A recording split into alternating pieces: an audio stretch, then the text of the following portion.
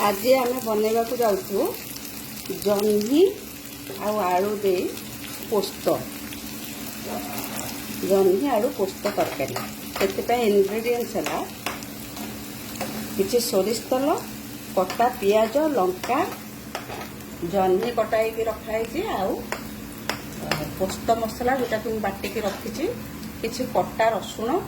पोस्तरे मो टमाटो गोटे आउ अल्प कंचा लंका भी बाटी तेणु आप जी राग खावा भल पाती देखी चाहिए लंका आप स्वाद अनुसार लंका ऐड करेंगे। एबे आमर प्याज ऑलमोस्ट हो गला से आम पकेबा जह्नी आलू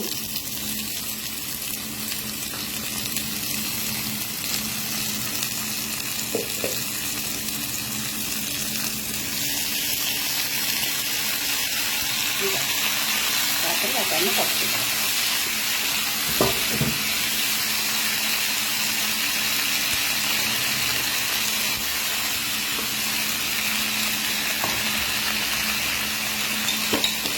किसी समय जह्नी को भाजीदेला तार स्मेलटा पलैब तापर आम से बाकी जहाँ मसला आमर पोस्त मसला बाटिकी रखीचे ताकू देदेबा।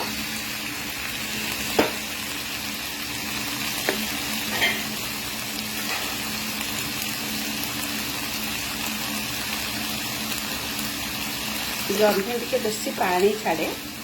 तेणु से भाजी सारा लुण पकेबे प्रथम लुण पकईदे से बहुत पानी छाड़े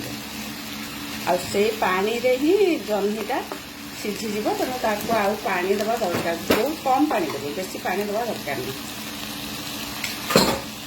गला तापर आम टे काटी रखी रसुण को पकईदेवा।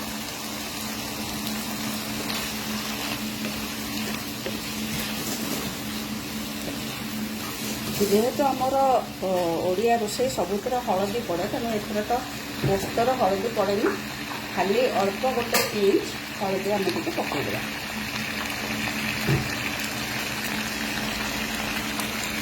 हलदी टिके लंका गुंड पकईदेवा भलसे मिसईदेवा। से आम बाटी रखी पोस्त मसला को ये देखो जो टमाटो मिसईक बाटी देती जी दरकार आम ऐड करदे पोस्त को अल्प समय मिसई देकी परिवार सांगे सांगे पानी देदेवे पोस्त को बेसी समय जब कषा ताहले पोस्तटा पिता हो जाए। एबे देखो से कषी हो गला मुझे सांगे सांगे ग्राइंडर रे ग्राइंडिंग करती से अल्प किसी पानी ताको धोईक देदेली ये हो गला टिके समय आम घोड़ेदेवा